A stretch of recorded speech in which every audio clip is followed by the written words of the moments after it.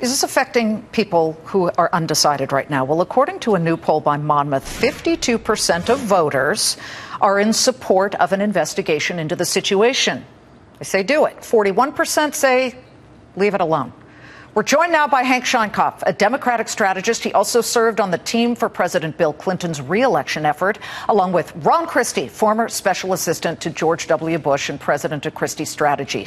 I want to begin first with the day after. So this broke last night, and we're looking at all of the newspapers throughout the day, and some of them are right, some of them are left, some are in the middle, but the New York Times, the Washington Post, I think we picked out the LA Times. Here are all the front pages of the newspapers. She is not on it, but I also have in my hand the New York Post, which tends to lean right. She's not on that either. Hank, it's all about Geno Smith getting his jaw broken because he's a New York Jets player. My point is this. I'm wondering if the editors look at this and say, we're not sure that Americans are that focused and ready right now, but you hear enough people who think it's important. Americans are not focused and ready to talk about this right now, but you hear enough people who think it's important, and they're doing that. They're talking about it. The question really is this damaging to Secretary Clinton? And the answer is yes, because it's death by 1,000 cuts. Now, if it stops, it's not damaging. But if it continues, it's very damaging. Ron, how damaging? Very damaging. You look at my own mother, a left-wing liberal from Palo Alto, California. Your mother. My mother, who is ready for Hillary, who was ready to vote for her, who wanted a woman president. She said, I don't trust this woman. I don't trust this woman. Who does that with their email, Ron? No one does that. And if my 73-year-old mom looks at this and says, no right-minded person would try to hide their email like this, I think Hillary's in far more trouble than she appears to be. It is too complicated a story to talk about hiding emails. People are looking for something that they can understand. And hiding emails is not it. Was national security damaged or not? That's the bottom line. And will it be reported that way? But we're starting to see some erosion of her standing as the front runner. We can show the latest poll that shows that back in June, Bernie Sanders wasn't as popular, and suddenly he is now gaining. Okay, here we are in August. He's got 44%. And this is a Franklin Pierce University, a Boston Herald poll, and she's got 37%, Ron. How realistic is this 1 year out? Because, again, we remember back in the day, Michelle Bachmann was a leader, and we know where she went. Nowhere.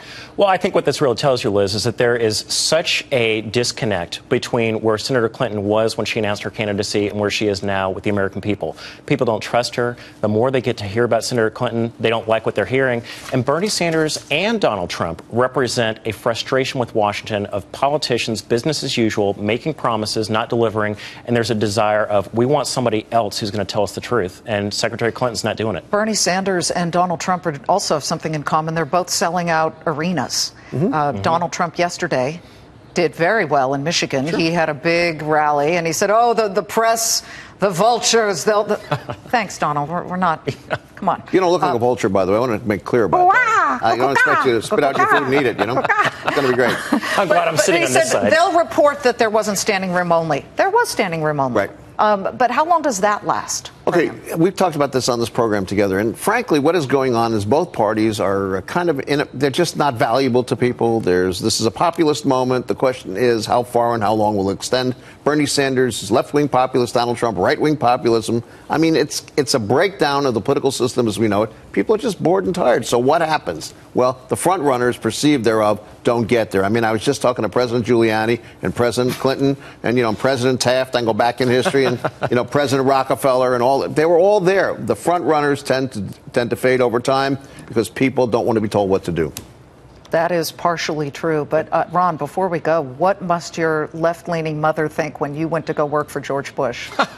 She was actually pretty excited about it. She'd never been in the Oval Office before, and she was thrilled that her son, and, I'm a direct descendant of slaves, that her son would wind up working in the White House in the Oval Office. Okay, but she's still a Hillary supporter at the moment? No, she is not ready for Hillary. She's not ready She's for Hillary. ready for Bernie. Okay. Ready for Bernie. Yes. How many of those people, Hank, are going to make a difference for Bernie Sanders? Look, we haven't had the first primary yet. He's first got to sustain it until then. All right. We shall see if the Brooklyn boy can do it. Good to have you both. Good to see you. Thank you. Hank, Ron, love it. Thank you so much.